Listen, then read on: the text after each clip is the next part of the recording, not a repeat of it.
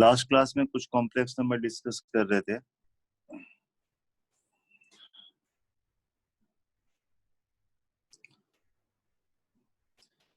Last में 3 term हमने बताया था मॉडुलस के बारे में,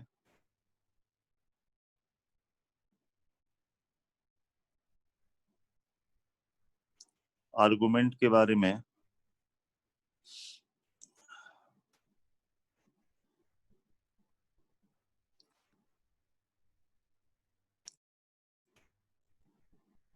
कंजुगेट, ये 3 चीज बताया था बच्चे। इससे रिलेटेड कुछ प्रॉपर्टी सब बेसिक, उस बात को भी ध्यान रखना है।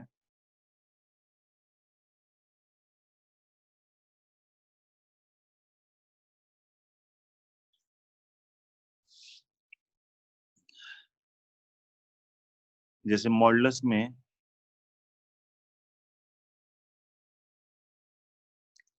जेड का मॉड और जेड बार का मॉड सेम होता है। जेड को जेड बार से मल्टीप्लाई करोगे तो मॉड जेड स्क्वायर आएगा।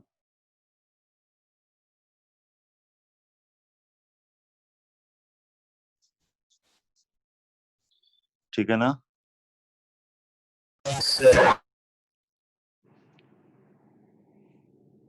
Z1 Z2 इनका मॉड है, ये अलग अलग हो जाएगा। Z1 का मॉड, Z2 का मॉड। डिवीजन में अगर पूरे का मॉड है, ये भी अलग अलग होता है।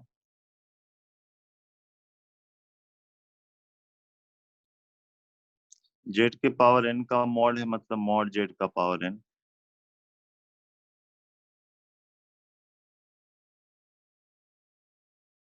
यहाँ आप देख सकते हो कि Z1 प्लस Z2 के मॉड का अगर स्क्वायर करोगे ना, किसी के मॉड का स्क्वायर का मतलब ये होता है वो कॉम्प्लेक्स नंबर में उसके कंजुगेट से मल्टीप्लाई करते हैं।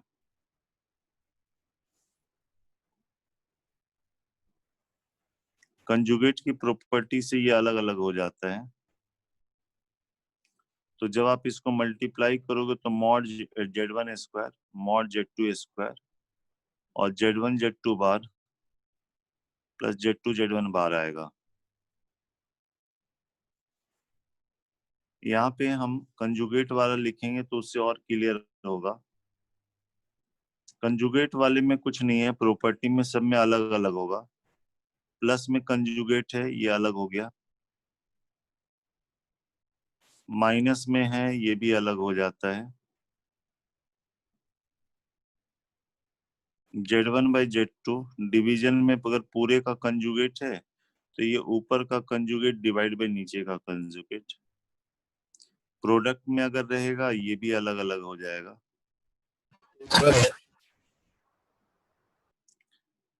जेड के पावर n का कंजुगेट है तो जेड के कंजुगेट का पावर n। ये कंजुगेट से रिलेटेड प्रॉपर्टी है बच्चे।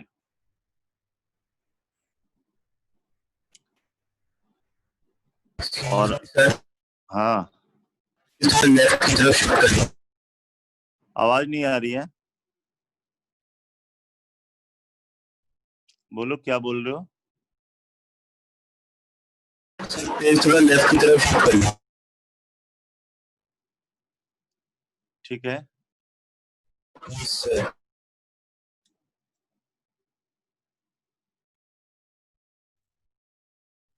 आर्गुमेंट की जो प्रॉपर्टी है ना, ऐसा होता है। आर्गुमेंट ऑफ Z1 Z2 रहेगा, जैसे लॉग में होता है ना, वैसे ये प्लस में चला जाएगा। डिवीजन का अगर है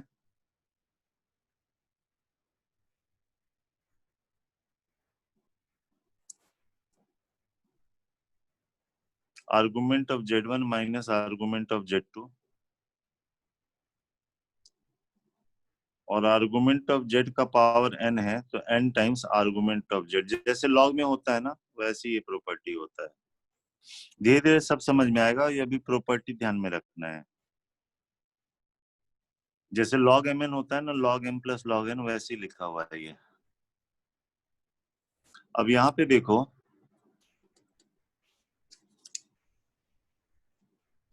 अगर ये जेड है तो ये जेड बार है, इसका कंजुगेट ये होता है, ठीक है। अगर ये जेड है तो ये जेड बार है। आप देखो, जेड होता है x plus iota y, z bar होता है x minus iota Y.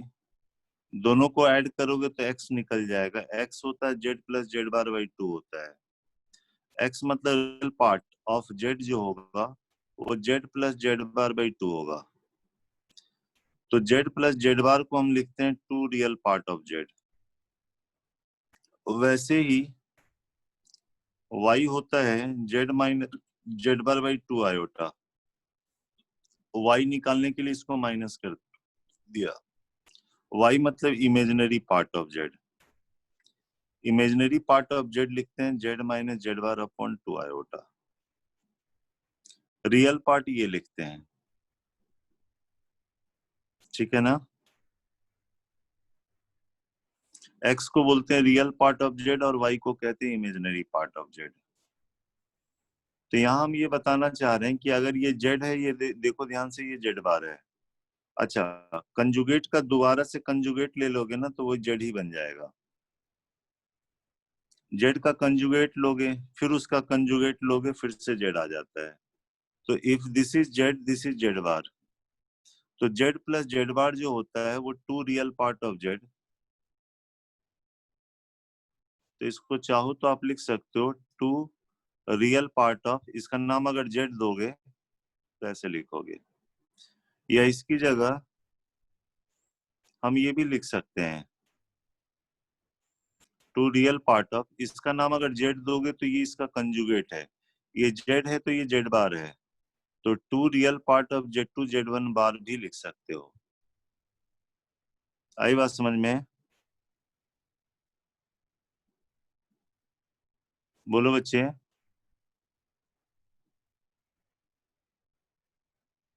Sir. जैसे यहाँ पे अगर मान लो z one minus Z two के मॉड का स्क्वायर रहेगा ना, तो आप हमेशा यही प्रॉपर्टी लगाओगे, mod z square z into उसका कंजुगेट। मल्टीप्लाई करोगे यहाँ पे तो इसी तरह के टर्म आएंगे, mod Z one square mod Z two square, ये यहाँ माइनस आ जाएगा two real part of z one z two बार।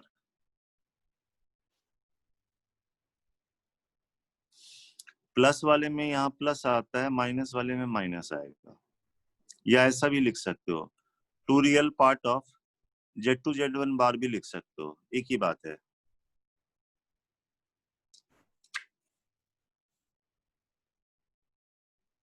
देखो ध्यान से, Z one plus Z two के मॉड का स्क्वायर आपको पता है, Z one minus Z two के मॉड का स्क्वायर पता है।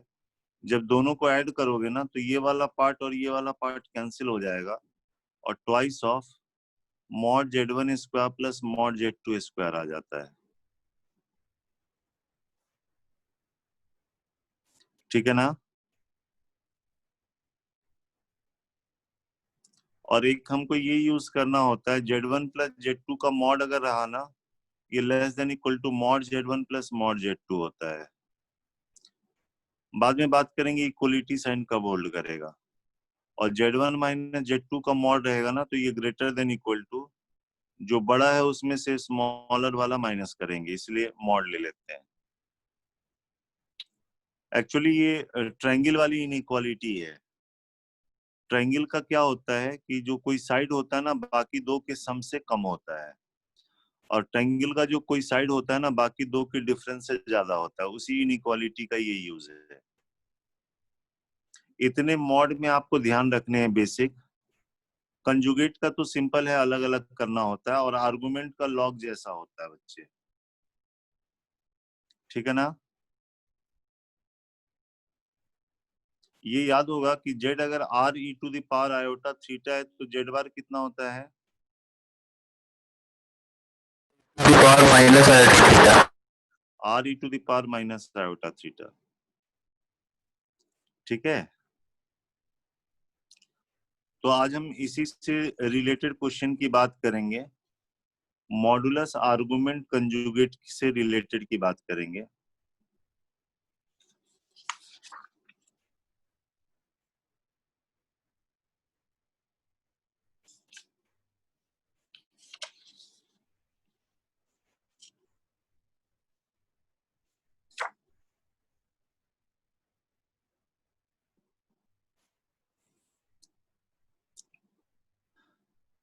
जेड के मॉड का क्या मतलब बताया था? x square plus y square. या आप कह सकते हो जेड का ओरिजिन से distance. Complex number Argand plane में रखा रहेगा ना, मॉड जेड का मतलब है जेड का ओरिजिन से distance, distance of Z from origin. जैसे जेड -1 के मॉड का मतलब होगा डिस्टेंस ऑफ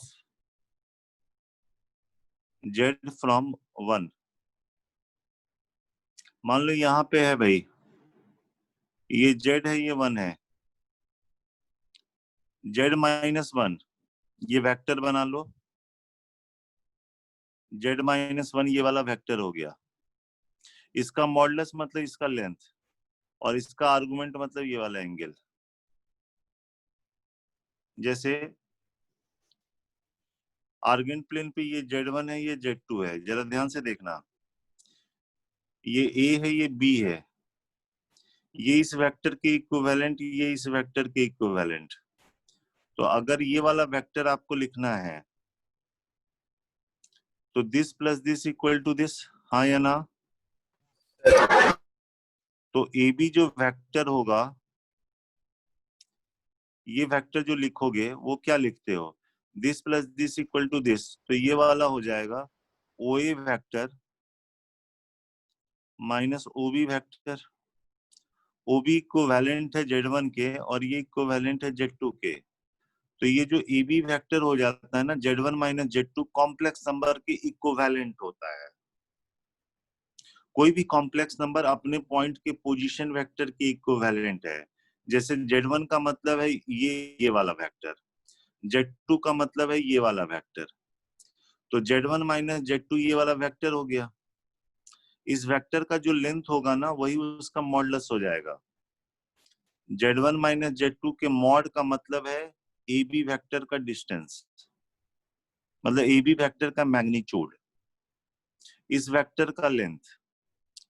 और डायरेक्शन की बात करोगे, मान लो ये एंगल अल्फा बना रहा है पॉजिटिव एक्सिस से, तो आप argument of Z1 minus Z2 alpha लिखोगे। ये समझ में आया? Z1 माइनस Z2 के मॉड का ज्योमेट्रिकल मीनिंग हुआ डिस्टेंस ऑफ या distance between Z1 and Z2। समझ में आया बच्चे? Sir. अब ये बताओ इसका क्या मीनिंग हुआ?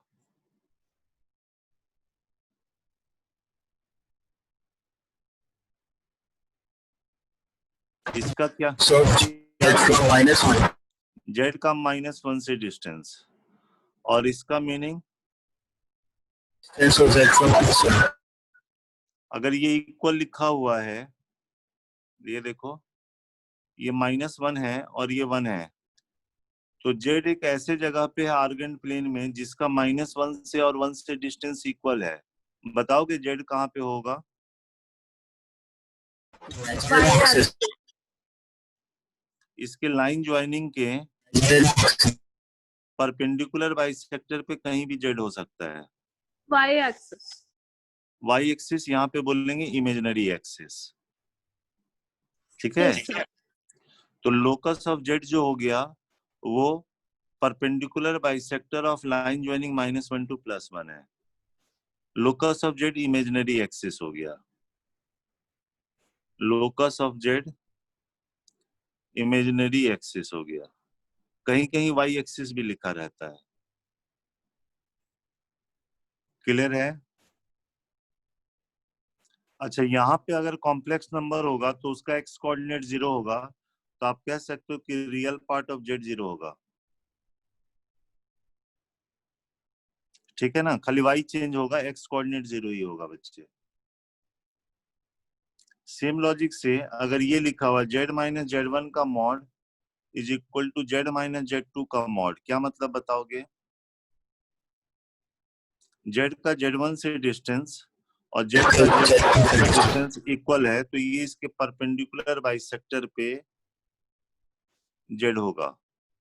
Locus of Z is straight line which is perpendicular bisector of, तो इसमें कहोगे कि लोकस ऑफ जेड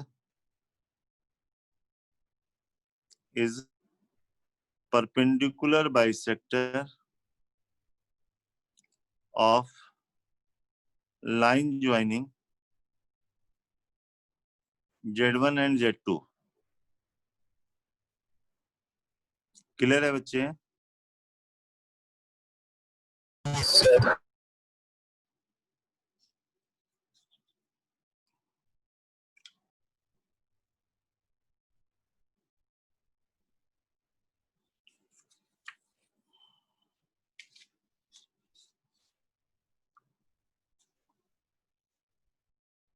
ये बताओ, Z-2 का मॉड लेस है Z-6 के मॉड से, क्या मतलब हुआ इसका?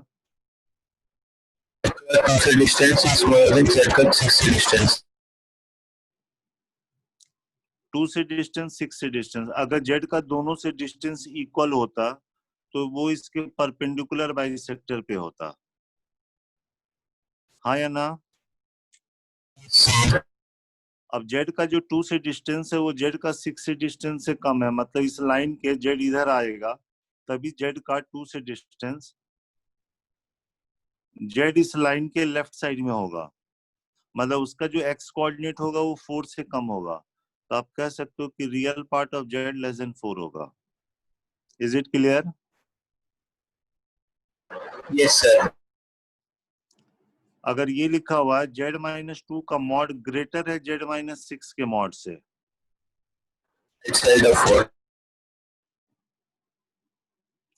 Perpendicular Real part bisector, of Z is greater than 4. हाँ Z कहीं इस साइड में होगा तभी उसका 2 से डिस्टेंस 6 वाले डिस्टेंस से ज्यादा होगा, है ना?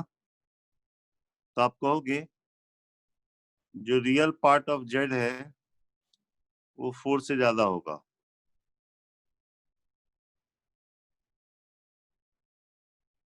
आई बात समझ में? Yes, sir. Sir.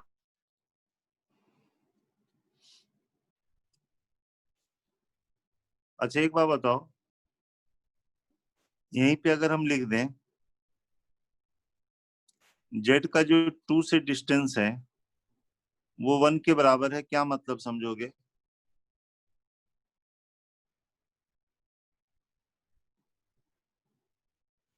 ये 2 है, Z या तो 1 की लाइन में है। Z का 2 से डिस्टेंस हमेशा 1 है, सर्कल कहाँ पे होगा Z? Of 2. सर्कल पे जो रेडियस पे। 1 हो जिसका। आप क्या करोगे, सेंटर 2 और रेडियस 1 मान के एक सर्किल ड्रॉ कर लो, Z इस पे कभी भी होगा ना, Z अगर इस पे कहीं पे भी होगा ना तो Z का 2 से डिस्टेंस हमेशा 1 होगा, यानी लोकस ऑफ Z एक सर्किल होगा जिसका सेंटर 2 रेडियस 1 होगी। ये समझ में आया? Sir. जैसे अगर लिखा हुआ mod Z is equal to 2, इसका मतलब Z का ओरिजिन से डिस्टेंस 2 है, ओरिजिन को सेंटर और रेडियस को 2 लेके एक सर्किल बना लो, Z इसके बाउंड्री पे जब भी होगा ना तो Z का ओरिजिन से डिस्टेंस 2 के बराबर होगा। लोकस ऑफ Z जो है वो एक सर्किल है जिसका सेंटर ओरिजिन रेडियस 2 होगा बच्चे। आई बात समझ में? Sir. क्या मीनिंग हुआ इसका? Z0 से distance हमेशा आ रहा है. Z का लोकस एक सर्किल है जिसके सेंटर का कॉम्प्लेक्स नंबर Z0 है और रेडियस R है, Z इस पे कहीं पे भी मूव करेगा, और अगर R से कम है तो सर्किल के अंदर Z हो जाएगा। अगर Z इस पे रहता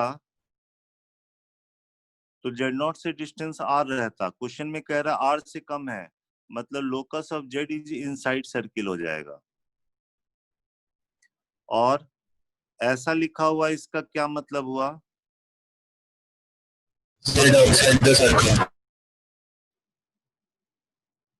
centre Z naught radius R, Z इसके बाहर में कहीं पे भी अगर होगा तो जेड नॉट से डिस्टेंस आर से ज्यादा होगा।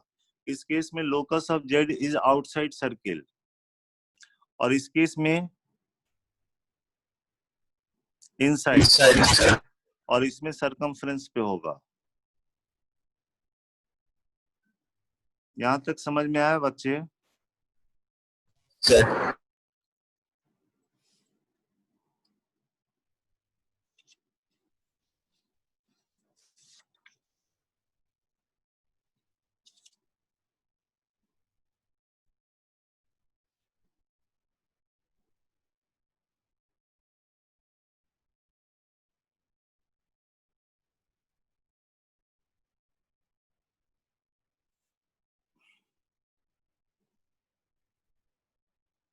इसमें कोई दिक्कत तो नहीं? Sir. खुद ही सोच सकते हो कि argument of Z minus one pi by six है, इसका क्या मतलब हुआ? ये कौन सा वेक्टर हुआ? से Z पे बनाया गया. जेड माइनस वन एक वेक्टर हुआ जो कि वन से स्टार्ट हो रहा है, और ये वेक्टर ऐसे डायरेक्शन में होना चाहिए ताकि वो एंगल पाई बाई सिक्स बनाए। तो क्या करो, वन से स्टार्ट होता हुआ वन को छोड़ के एक रे बना दो पाई बाई सिक्स एंगल पे। जेड इस रे पे कहीं पे भी होगा ना, जैसे मान लो जेड यहाँ पे हुआ तो जेड माइनस वन ये वाला वेक्टर हो गया, ये देखो एंगल पाई बाई सिक्स बना रहा है। जेड यहाँ पे भी होगा तब भी एंगल पाई बाई सिक्स बनाएगा। तो लोकस ऑफ जेड क्या हुआ, यहाँ पे एक रे हो गया जो वन से स्टार्ट हो रहा पाई बाई सिक्स एंगल पे। Z can not be one, क्योंकि argument of zero is undefined. Argument of zero is undefined. Locus of z एक रे हो जाएगा बच्चे। ये बताओ, अगर ये three pi by four angle हुआ तो क्या होगा? वन से स्टार्ट होता हुआ एक रे बनाना है, कितने एंगल पे? 3 pi 4. Three pi by four angle पे एक रे बना दो। This angle is three pi by four. Z इस रे पे ऊपर की तरफ कहीं पे भी हो सकता है, जैसे जेड आपने यहाँ पे रख दिया तो ये वाला वेक्टर बन गया जेड माइनस वन। देखो ये एंगल बना रहा three pi by four. Locus of Z जो होगा वो एक रे होगा। आई बात समझ में? Sir.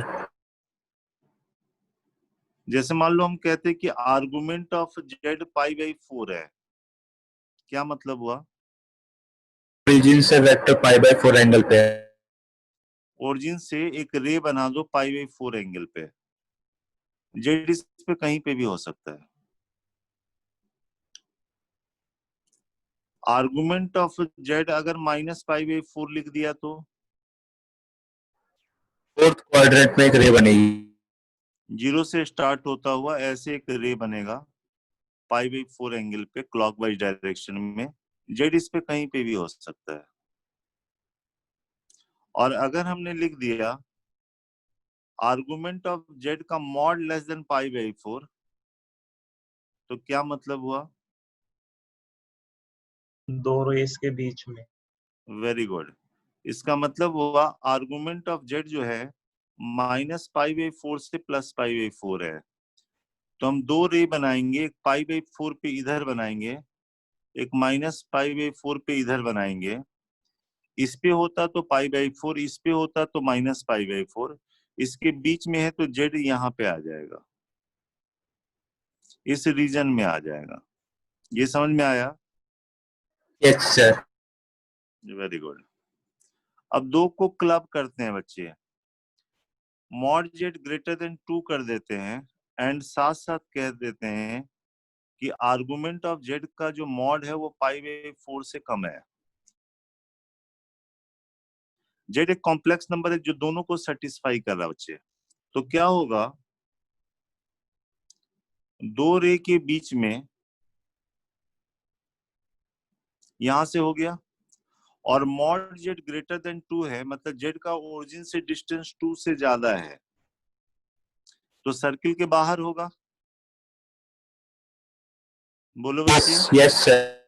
अब कह रहा है सर्किल के बाहर हो, साथ साथ दो रे के बीच में हो, तो जेड इस पोर्शन में आ जाएगा। Yes, sir. Locus of Z ये वाला हो जाएगा।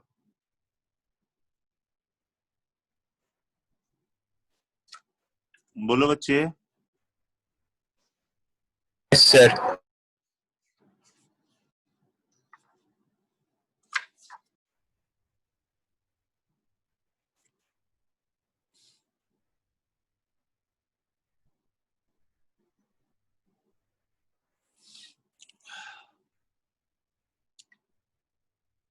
आर्गुमेंट ऑफ जेड प्लस 1,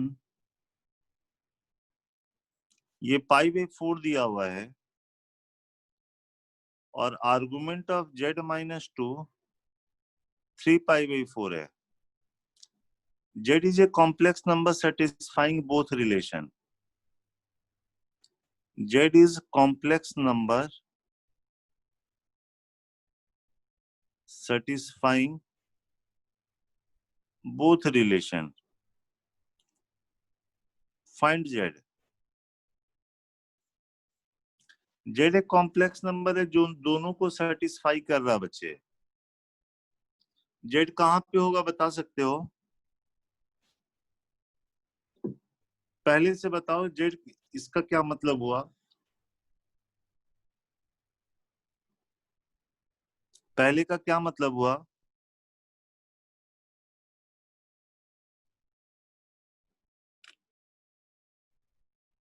एक इंटरसेक्शन में होगा दो रेस की। पहला वाला रे -1 से स्टार्ट हो रहा है पाई बाई 4 एंगल पे, जेड इस पे कहीं पे भी है, और दूसरा वाला रे 2 से स्टार्ट हो रहा है 3 पाई बाई 4 एंगल पे है।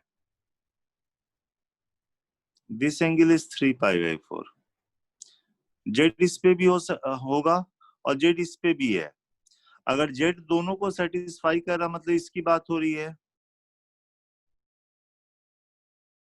बोलो बच्चे।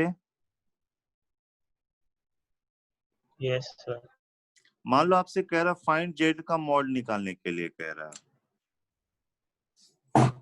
जेड एक कॉम्प्लेक्स नंबर है सेटिस्फाइंग बोथ रिलेशन, तो इसका मॉड निकालना है, तो आप क्या करो, इसका कोऑर्डिनेट निकाल लो, कोऑर्डिनेट निकल जाएगा, काम खत्म। पहला वाला लाइन जो है यहां से पास कर रहा -1,0 से पाई बाई 4 एंगल पे, तो लाइन की इक्वेशन लिख सकते हो। कोऑर्डिनेट पढ़ा है ना? स्ट्रेट लाइन की इक्वेशन लिख लिया पॉइंट स्लो फॉर्म से। Yes, दूसरे sir. लाइन की इक्वेशन ये 2,0 है, ये -1,0 था, तो y minus 0 is equal to slope इसकी -1 है x माइनस 2। बोलो बच्चे। Yes, sir. तो यहाँ पे ये आ गया y is equal to -x Yes, plus sir. 2 आ गया। सॉल्व कर देते हैं दोनों को, तो -x plus 2 is equal to x plus 1 हो गया, तो 2x की वैल्यू 1 हो गई, x हाफ हो गया बच्चे। x अगर हाफ होगा तो y कितना हो गया? 3/2. इसका मतलब ये वाला कॉम्प्लेक्स नंबर हो गया half plus iota root 3/2। Excuse me, sir. 3/2 हाँ। Excuse me, sir. बोलो बोलो।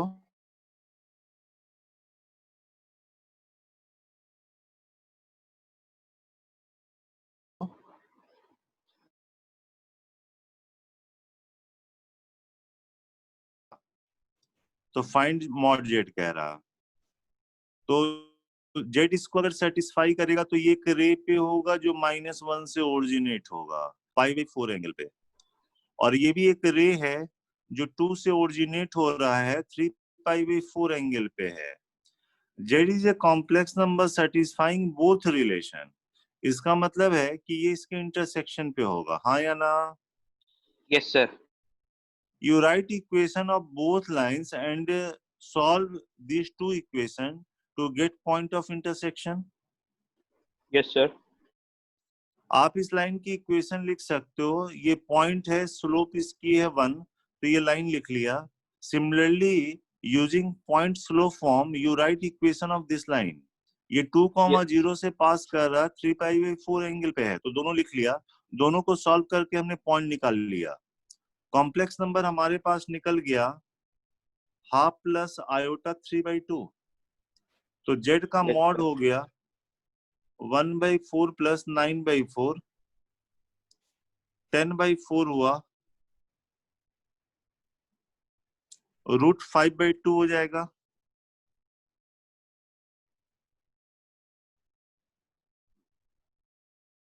समझ में आया? Yes, sir.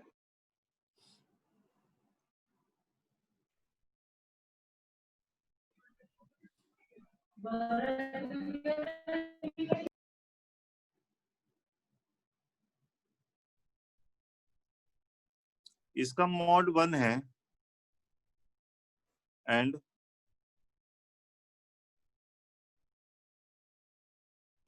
जेड एक कॉम्प्लेक्स नंबर है सेटिस्फाइंग बोथ रिलेशन. इसको चाहो तो पहले नीचे भी लिख सकते हो, कोई दिक्कत नहीं है.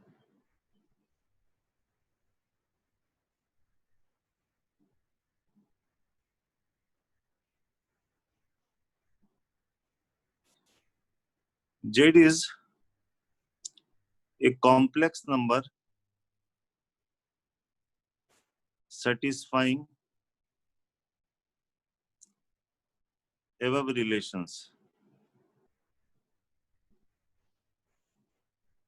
Find Z. यहाँ आर्गुमेंट में दिया था, यहाँ पे मॉड में दिया हुआ है. जेड प्रॉपर्टी से Z1/Z2 का मॉड होता है, अलग अलग हो जाता है. इसका मॉड इक्वल है इसके मॉड के, यानी Z का 2 आयोटा से डिस्टेंस और 6 आयोटा से डिस्टेंस सेम है, तो Z इसके परपेंडिकुलर बाइसेक्टर पे होगा बच्चे. Yes, sir. बोलो. Z का 4 से डिस्टेंस और Z का 10 से डिस्टेंस इक्वल है. ये 4 है, ये 10 है, तो Z इसके परपेंडिकुलर बाइसेक्टर पे होगा. Yes, sir. Z is a complex number satisfying both relation. इसका मतलब है वो इस पे भी हो और इस पे भी हो, यानी पॉइंट ऑफ इंटरसेक्शन की बात हो रही है. Yes, sir. तो Z क्या हो जाएगा? 7 + 4 iota. 7 + 4 आयोटा हो जाएगा. क्लियर है? Yes, sir.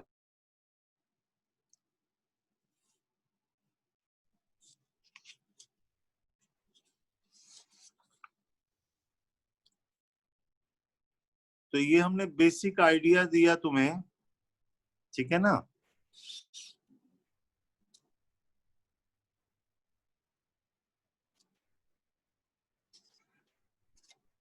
Excuse me, sir.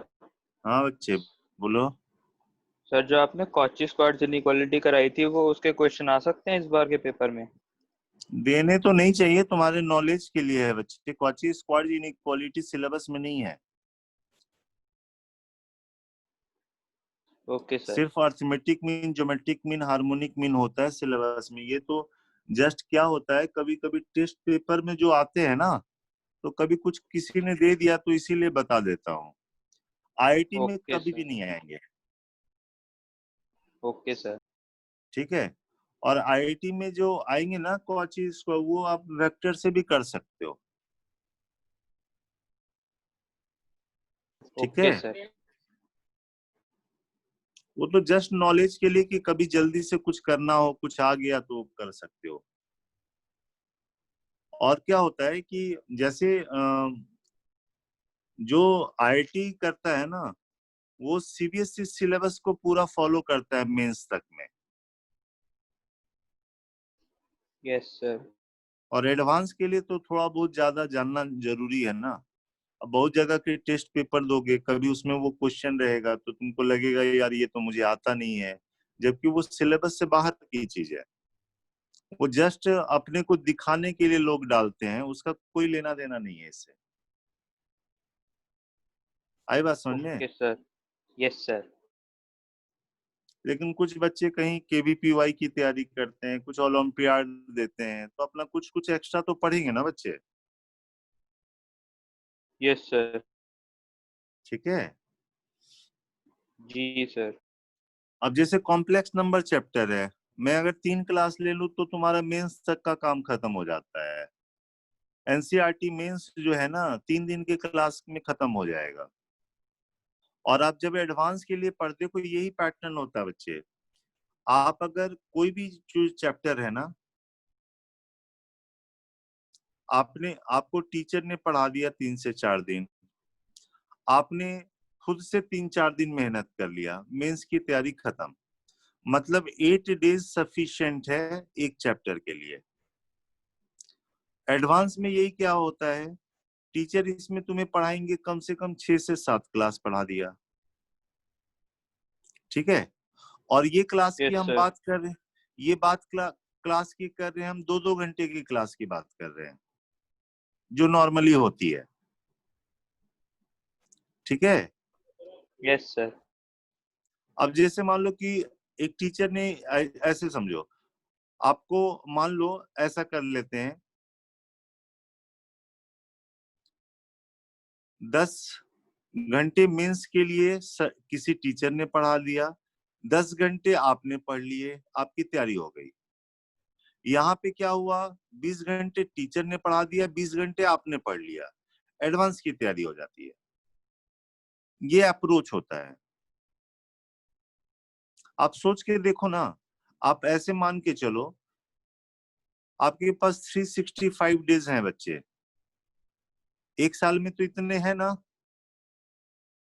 अब मान लो इसमें से मान लो 65 डेज हमने हटा दिया, आप बीमार पड़ गए, फेस्टिवल है, कोई बात हो गई, हम ये मान के चलते कि ये आप दिन नहीं पढ़ रहे हो, कभी टेस्ट हो गया, कुछ हो गया, लेकिन 300 डेज तो है ही आपके पास बच्चे, हाँ या ना? यस सर हैं। अब 300 डेज में आप जरा ध्यान से देखिएगा, आपके पास कोऑर्डिनेट 11th की बात कर रहे हैं जो कि मेंस के लिए है, स्ट्रेट लाइन है, सर्किल है, पैराबोला है, इलिप्स है, हाइपरबोला है। ट्रिगो में रेशियो आइडेंटिटीज है, इक्वेशन है, property and solution of triangle है। और अलजेब्रा में क्वाड्रेटिक है, सीक्वेंस सीरीज है, कॉम्प्लेक्स नंबर है, बाइनोमियल थ्योरम है, परमुटेशन कॉम्बिनेशन है। और एक आ जाता है स्टैटिस्टिक्स, भी थोड़ा सा पढ़ते हैं मेंस लेवल में, ये आधे घंटे का है। तो अब ये बताओ कि आपके पास 5 चैप्टर यहाँ है, 5 चैप्टर यहाँ है, 2 यहाँ पे है, एक यहाँ, 13 चैप्टर से ज्यादा तो है ही नहीं। बाकी तो एनसीईआरटी के हिसाब से लिमिट, कंटिन्यूटी, डिफरेंशियबिलिटी दे रखी है, जो 12th में भी आपको पढ़ना होता है, तो उसको अभी हम हटा के बात कर रहे हैं। तो आपके पास मान लो 13 चैप्टर्स अगर हैं यहाँ पे, एक चैप्टर को कितने दिन पढ़ोगे बताओ? मैक्सिमम कितने दिन पढ़ोगे बताओ ना? 20 दिन तो कम से कम। मान लो 20 डेज पढ़ते हो, और मैं मान के चलता हूँ कि 2 घंटे पर डे पढ़ते हो, यानी 40 आवर्स तो आपने लगाया ना एक चैप्टर में बच्चे। Yes sir. वो देखो यहाँ पे हमने बताया, ये तो तुम्हारे सेल्फ स्टडी की बात बता दी हमने कि 2 घंटे आप सेल्फ स्टडी कर रहे हो। तो आपके पास सेल्फ स्टडी के लिए आप 40 डेज भी लेके 40 आवर्स भी लेके चलोगे, तब भी आपका 260 दिन में खत्म हो जाएगा, रिवाइज भी कर लोगे। Yes sir. बस रेगुलर पढ़नी होती है बच्चे। और मेंस की पढ़ाई का मतलब है 100 से 150 घंटे, 100 से 150 दिन की। अब यस देखो सर। ना, इसी में देखो ना, आपने ये चैप्टर कर रखा, ये चैप्टर कर रखा, स्ट्रेट लाइन कर लिया, सर्किल कर लिया, क्वाड्रेटिक कर लिया, सीक्वेंस कर लिया, बाइनोमियल कर लिया, कॉम्प्लेक्स नंबर पे आ गए। कितने दिन का है? मैं चाहूं तो 10 दिन में कोर्स खत्म कर दूं। 10 दिन काफी है कोर्स खत्म करने के लिए। Yes sir. अगर ढंग से पढ़ा दूं तो 10 दिन में खत्म हो जाएगा, फिर से रिवाइज कर लोगे। चलो 10 दिन की जगह ज्यादा से ज्यादा क्या होगा, 2 महीने और चलेंगे, नहीं? Yes sir. अभी मान लो कि तुम्हारा मंथ चल रहा अगस्त का, मान लो सितंबर ले लो, अक्टूबर ले लो, ज्यादा से ज्यादा अक्टूबर के एंड तक तो कोर्स खत्म हो ही जाएगा ना आपका। आपके पास रिवीजन के लिए हाँ सर। नवंबर है, दिसंबर है, जनवरी है, फरवरी है, मार्च है। मार्च में मान लो एग्जाम दे दिया, 4 महीने तो रिवाइज करने पे चल जाएंगे। इसलिए यस परेशानी सर। की बात नहीं है, बस आप एक चैप्टर पे 20 डेज का समय दिया करो, समझे? अपने आप अच्छा हो जाए। एक बार जब आप किसी भी चैप्टर में 200 क्वेश्चन अपने हाथ से बनाए रहोगे ना, तो हाथ तो अपने आप काम करेगा बच्चे, ये तो आदत की बात है। यस ठीक है ना? Yes sir.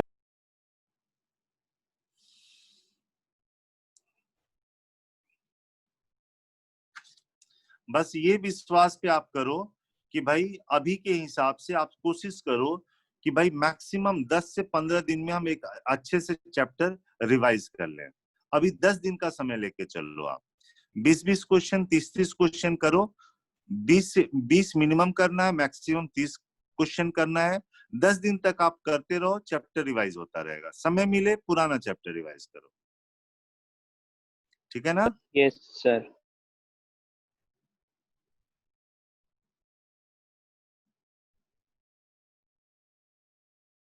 चलो इसमें एक और है, ये तो बेसिक से बात बता रहा हूं मैं, फिर क्वेश्चन से रिलेटेड बात करूंगा। उसके बाद एक आपका आता है ना, क्यूब रूट ऑफ यूनिटी, जो पहले भी डिस्कस किया था। Yes sir.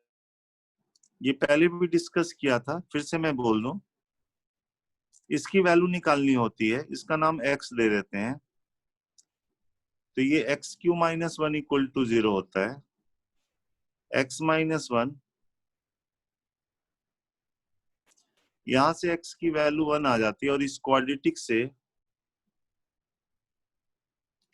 जो एक्स की वैल्यू आती है, चूंकि डिस्क्रिमिनेंट निगेटिव है ना, तो नॉन रियल रूट्स आएंगे, पेयर में आएंगे। तो ये minus half plus minus iota root 3/2 होता है। तो हम कहते हैं क्यूब रूट ऑफ यूनिटी, ये बोलो या इस इक्वेशन के रूट बोलो, एक ही बात है। ये 1 है, एक है minus half plus iota root 3/2, और एक है minus half minus iota root 3/2। ये अगर जेड है तो ये जेड बार है। यस इस सर। इसका नाम हम 1 दिया, इसका नाम मान लो कुछ भी दिया, अगर ओमेगा दिया तो ये इसका स्क्वायर होता है, ओमेगा स्क्वायर। इसका स्क्वायर करके देखो यही आएगा, या इसका नाम ओमेगा दोगे तो ये ओमेगा स्क्वायर आएगा। प्रॉपर्टीज हमारे पास ये होती है कि तीनों को जब ऐड करोगे ना तो 0 हो जाएगा, और जब प्रोडक्ट लेते हैं तो ये 1 आ जाता है बच्चे। वो आप यहां से भी देख सकते हो, ये क्यूबिक इक्वेशन है, इसके रूट्स 1 ओमेगा ओमेगा स्क्वायर होंगे। सम ऑफ रूट निकालोगे 0 आ जाएगा, प्रोडक्ट ऑफ रूट निकालोगे 1 आ जाएगा। आई बात समझ में? Yes sir. और ये जो इक्वेशन है, इसके रूट्स हैं ओमेगा ओमेगा स्क्वायर। एक्स की जगह माइनस एक्स कर दिया ना, तो रूट्स हो जाते हैं माइनस ओमेगा स्क्वायर हो जाते हैं। इसी बात को लिखते हैं X plus 1/x is equal to -1 लिखते हैं, और इसको लिखते हैं X plus 1/x is equal to 1। ऐसा लिखा रहेगा, डायरेक्ट लिखोगे एक्स की वैल्यू माइनस ओमेगा स्क्वायर। ऐसा लिखा रहेगा एक्स की वैल्यू ओमेगा ओमेगा स्क्वायर लिखोगे, ठीक है? तो जैसे मान लो 1 की जगह अगर 8 रहता तो यहाँ पे 2q आ जाता, तो एक आता √2 आता, बाकी 2 इमेजिनरी हो जाते, यही ना? Yes sir. Yes sir.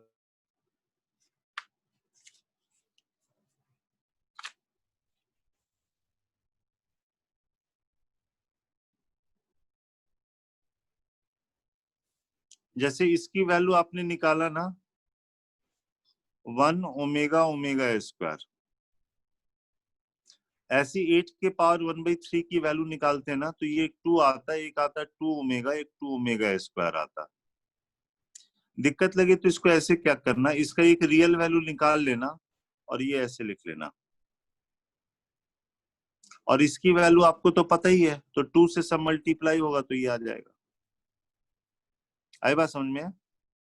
Yes sir. जैसे 64 का पावर 1/3 है, एक रियल वैल्यू 4 है, तो बाकी क्या होगा, 4 ओमेगा स्क्वायर। -8 का पावर 1/3 है, इसकी एक रियल वैल्यू -2 है, तो बाकी होगा -2 ओमेगा स्क्वायर।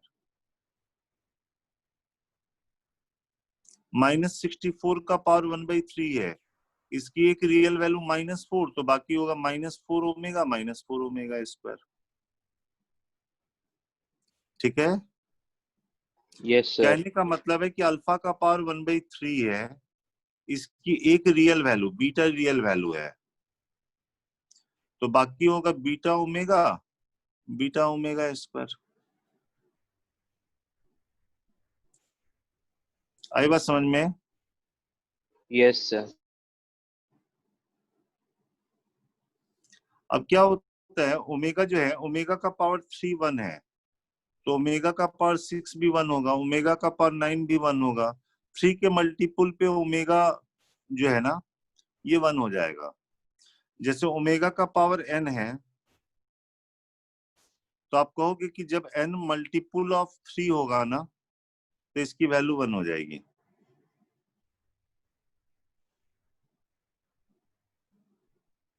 ठीक है? Yes sir. इसमें कोई दिक्कत तो नहीं? No sir. No sir. अब देखो, अगर हम क्यू रूट ऑफ यूनिटी की बात करें, तो ये 1 है, एक है -12 प्लस आयोटा √3/2, एक है -12 आयोटा √3/2। जरा आर्गन प्लेन में अगर हम प्लॉट करें, तो यहाँ पे कहीं 1 आएगा, यहाँ पे -12 प्लस आयोटा √3/2 होगा। इस कॉम्प्लेक्स नंबर का अगर मॉडुलस निकालोगे तो ये 1 आता है। ओमेगा का मॉडुलस निकालोगे ना, 1 आएगा। ओमेगा स्क्वायर का भी मॉडुलस 1 आएगा। यहाँ पे है -12 आयोटा √3/2, ये भी 1 है, ये भी 1 है, ये भी 1 है। मतलब ओरिजिन से तीनों कितने डिस्टेंस पे है, 1 डिस्टेंस पे। यानी ओरिजिन को सेंटर मान के अगर हम सर्किल ड्रॉ करें रेडियस 1 यूनिट का, तो ये तीनों से पास करेगा बच्चे। Yes yes sir. सर। अच्छा बताओ कि इसका आर्गुमेंट कितना होगा, इसका 3π/4। नहीं 2π/3, 2π/3 सर। और इसका होगा -2π/3, लेकिन एंगल तो 2π/3 लिखेंगे, तो ये भी 2π/3 होगा। तो जब आप इसको तीनों को मिलाते हो तो ट्रायंगल बनता है बच्चे, और सारे साइड sir. एंगल, सारे साइड जो है सेंटर पे 120 डिग्री एंगल बना रहे हैं, मतलब ये वर्टिसेस ऑफ इक्विलैटरल ट्रायंगल है। Yes sir. ओरिजिन को सेंटर और 1 को रेडियस मान के ड्रॉ करोगे सर्किल, तो ऐसा जाएगा बच्चे। Yes sir. तो ज्योमेट्रिकल मीनिंग हम बोलते हैं,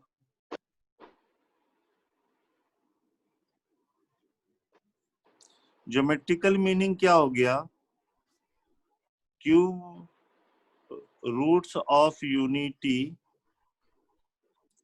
are vertices of an equilateral triangle inscribed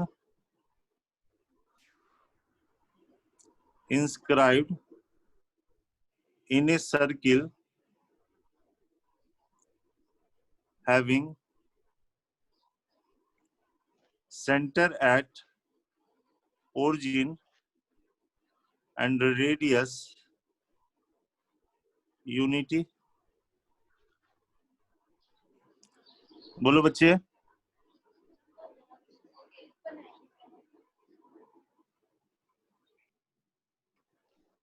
yes sir.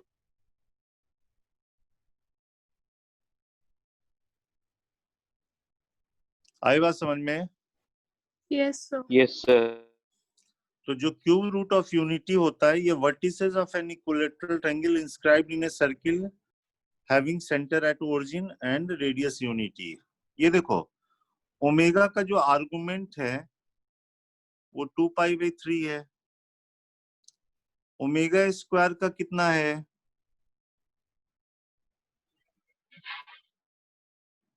-2π/3।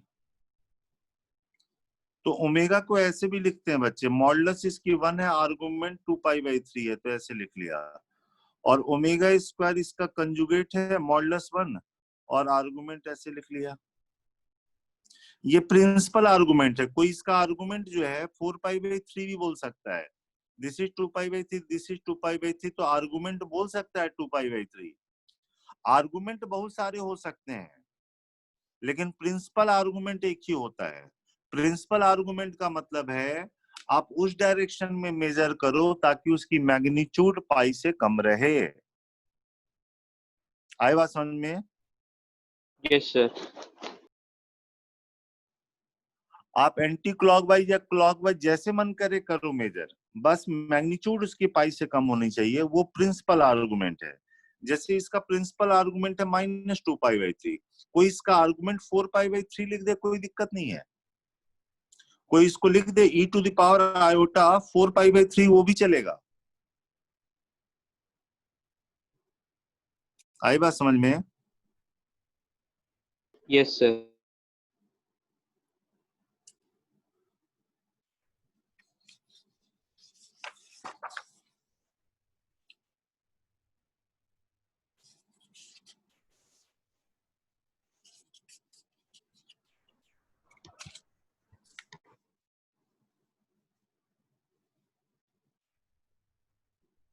अब हम एक क्वेश्चन लेते हैं, कॉम्प्लेक्स नंबर और बाइनोमियल मिला के लेते हैं, जो केबीपीवाई में भी आया है। ठीक है,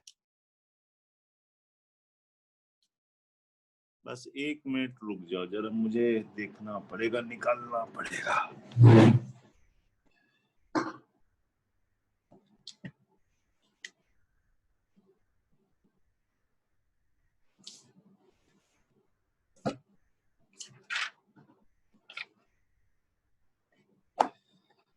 सर इस बार का केवीपीवाई का एग्जाम कब होगा?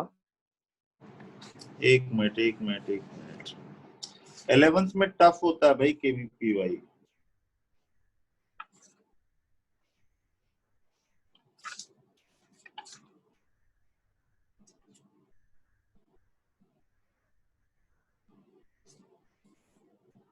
धीरे धीरे हम सब रिलेट करेंगे ना, चिंता ना करो।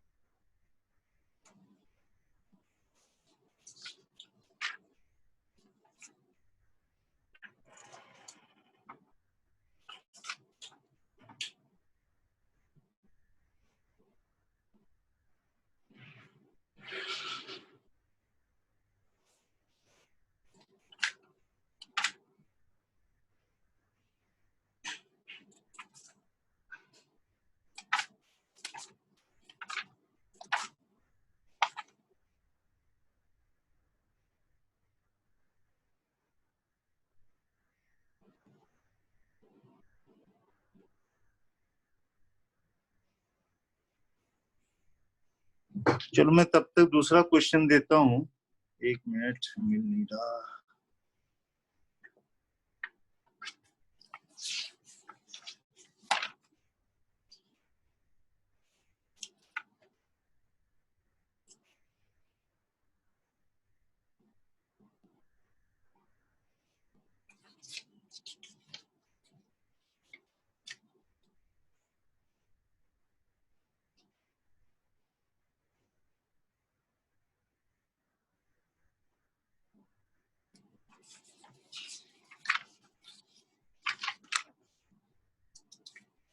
चलो तब तक आप ये करो, मैं क्वेश्चन खोल देता हूँ।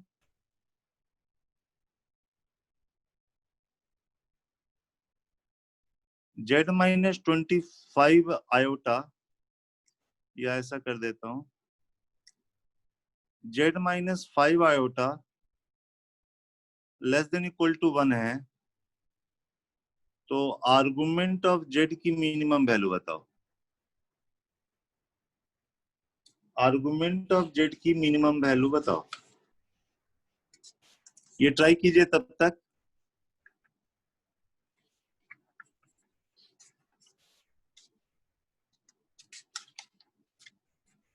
क्वेश्चन देख लिया? Yes sir.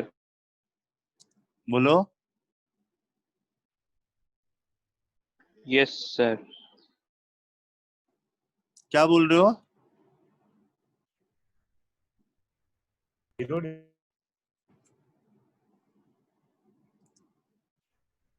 आवाज नहीं आ रही तुम लोग की।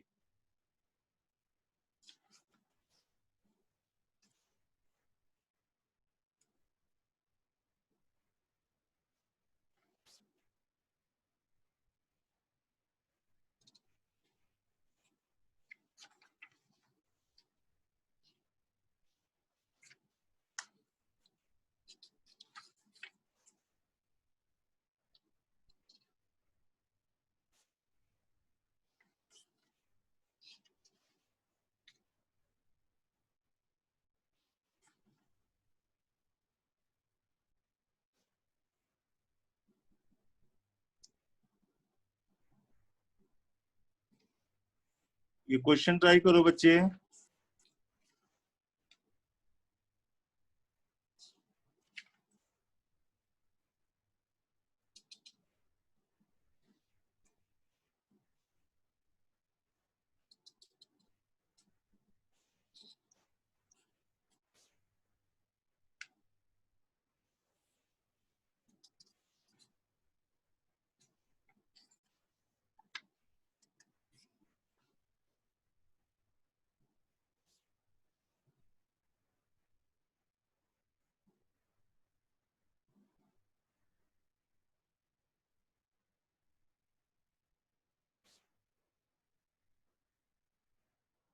-पाई। -पाई? सर 0। ना बेटा, sir π/2।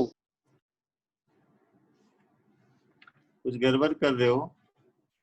Sir sir π/2 minus pi. π/2 minus sine of 1/5।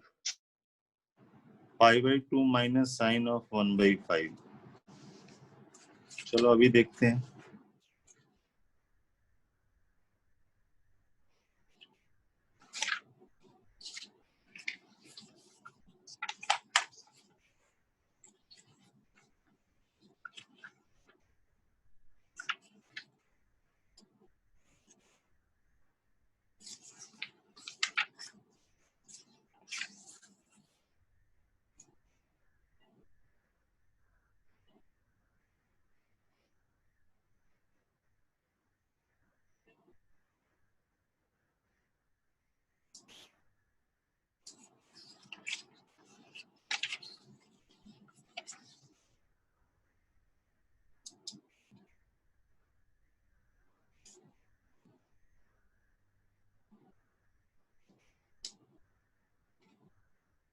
आ गया सबका?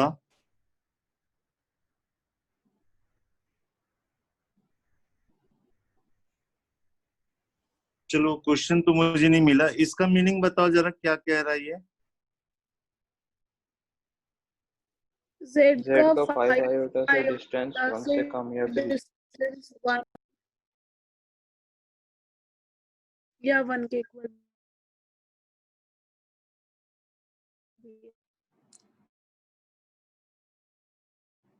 सेंटर 0,5 रेडियस 1 लेके एक सर्किल कर दिया।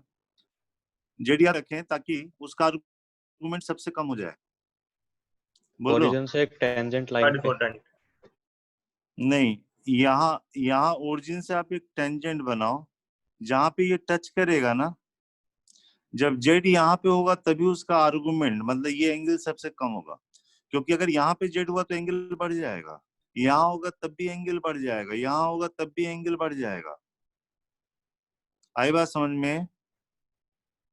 जेड इस पोजीशन पे होगा, जेड जब इस पोजीशन पे होगा तभी उसका आर्गुमेंट सबसे कम होगा।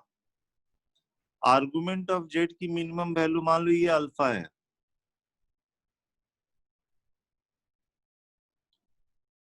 तो अल्फा हमको निकालना है बच्चे। इसको इससे मिला दिया, ये 90 डिग्री, ये 1 है और ये वाला टोटल 5 है, तो ये वाला जो आ जाएगा √24 हो जाएगा। ये अल्फा तो ये 90 माइनस अल्फा तो ये वाला अल्फा हो जाएगा।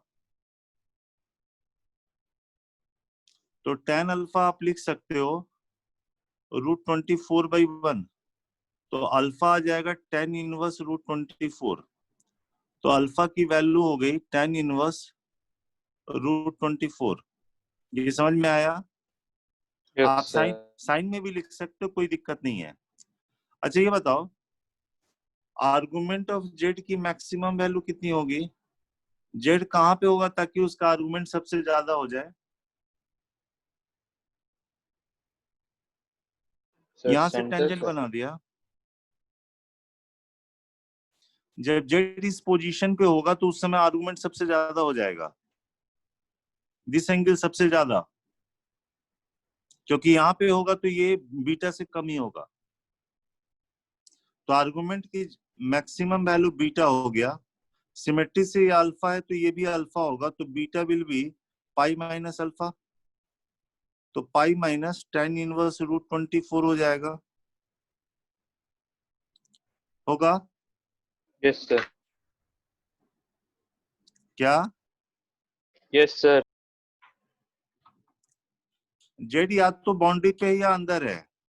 अच्छा बताओ कि मॉड जेड की मिनिमम वैल्यू कितनी होगी? जेड कहाँ पे होगा ताकि ओरिजिन से डिस्टेंस सबसे कम हो जाए? ये वाला जेड का ओरिजिन से डिस्टेंस सबसे कम कब होगा? जब जेड यहाँ पे होगा तभी तो होगा बच्चे। Yes sir. यहाँ से यहाँ तक का डिस्टेंस 5 है, ये डिस्टेंस 1 है, तो मॉड जेड की मिनिमम वैल्यू 4 हो गई। मॉड जेड की मैक्सिमम वैल्यू कितनी होगी? जब जेड यहाँ पे होगा तब ओरिजिन से सबसे ज्यादा डिस्टेंस पे होगा, तो 6 हो जाएगा। तो बेसिकली क्या करना है कि जैसे ये सर्किल है बच्चे, यहाँ पे आर्गुमेंट ऑफ जेड या आर्गुमेंट ऑफ जेड की मैक्सिमम वैल्यू निकालनी है ना, तो यहाँ से आपको पेयर ऑफ टेंजेंट बनाने होंगे। फॉर एग्जाम्पल मान लो अगर हम यही क्वेश्चन ऐसे कर देते, z -3 -4 आयोटा का mod less than equal to 1 कर देते, तो z का किससे डिस्टेंस 1 या 1 से कम होता? जिसका सेंटर 3,4 होता, रेडियस 1 होती। हाँ या ना? Yes sir. जेड इसके बाउंड्री पे है या अंदर पे है? तो क्या करते, ओरिजिन से आप इस पे पेयर ऑफ टेंजेंट बनाते ना। Yes sir. जब जेड यहाँ पे होता तो उसकी आर्गुमेंट सबसे कम हो जाती, और जेड जब यहाँ पे होता उसकी आर्गुमेंट सबसे ज्यादा हो जाती। और सर्किल चैप्टर में हमने पढ़ाया हुआ है ओरिजिन से किसी भी सर्किल पे कैसे पेयर ऑफ टेंजेंट की इक्वेशन लिखी जाती है, याद है? Yes sir. बस ये दोनों लाइन की स्लोप निकालनी है, जिसकी स्लोप कम होगी उसकी आर्गुमेंट सबसे कम हो जाएगी। क्या करोगे, ये दोनों की स्लोप निकालने के लिए आप कहोगे ओरिजिन से पास करता हुआ कोई भी लाइन y = mx फॉर्म का होता है। ये अगर इस सर्किल पे टेंजेंट है तो सेंटर से लेंथ ऑफ परपेंडिकुलर रेडियस के बराबर। Yes sir.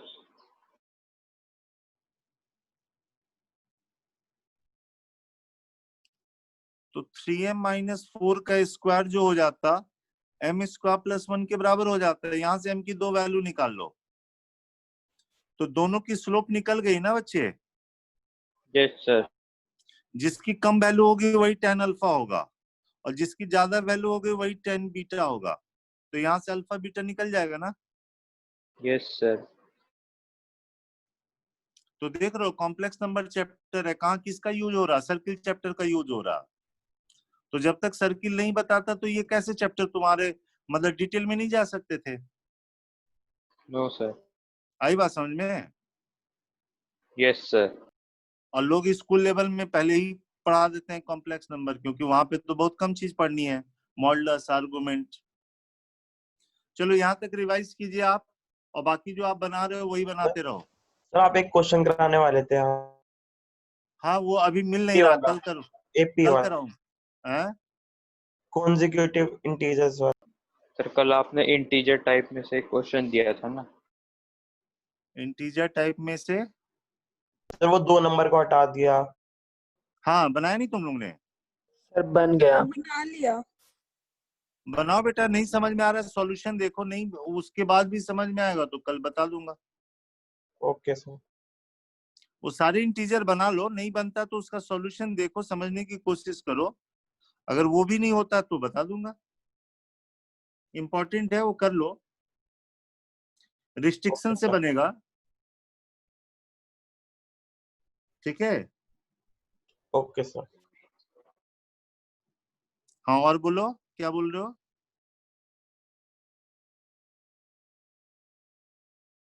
चलो अभी तुम्हारी केमिस्ट्री की क्लास होगी, छोड़ना पड़ेगा मुझे। Thank you sir. Thank you, sir.